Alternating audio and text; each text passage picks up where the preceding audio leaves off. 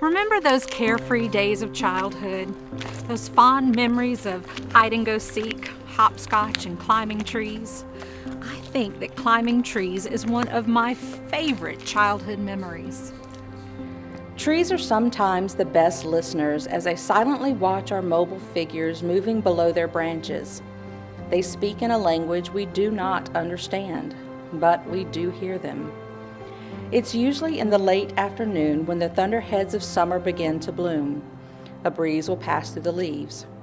It sounds almost like a whisper of hundreds of small voices in unison.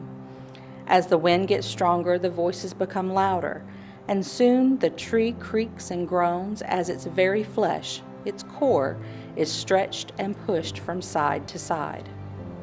I remember the trees from my childhood, those wonderful, gentle giants that almost seemed to beckon us to climb aboard their curved and tangled arms. The older kids would laugh as we carefully and very cautiously just made our way higher and higher.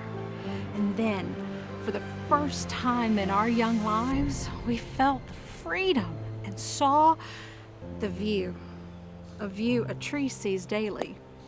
And in Athens, Georgia, there is one such tree that was given a very special gift by a child who loved it like family. It is just a simple white oak in an older part of Athens. But to a small boy growing up in the 1800s, this tree must have left an impression.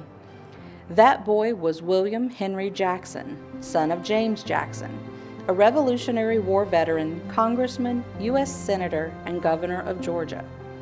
And when William became an adult with considerable clout, he decided to give this wonderful tree an opportunity to live out its life, free of the axe and saw, free to own itself. This is, in fact, the second generation of the tree that owns itself.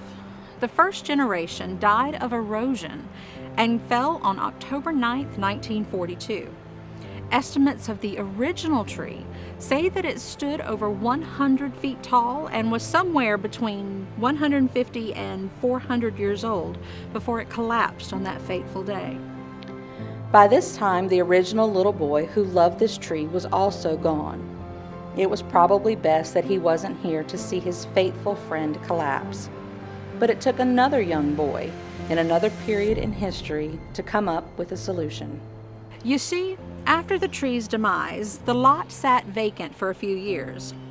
The spot grew quiet and fell into disrepair. But then, a young boy named Dan McGill suggested that his mother's garden club find a replacement for the tree.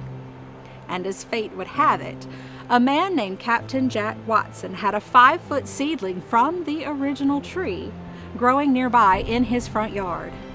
On December 4th, 1946, there was a formal dedication with Athens Mayor Robert L. McWhorter presiding. There was a blessing and lots of smiles on that day in Athens, Georgia. The garden club took on the responsibility to keep the lot clean and watch over the tree as time went on. And today, that tree is still thriving.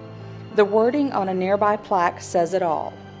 For and in consideration of the great love I bear this tree and the great desire I have for its protection for all time, I convey entire possession of itself and all land within 8 feet of the tree on all sides.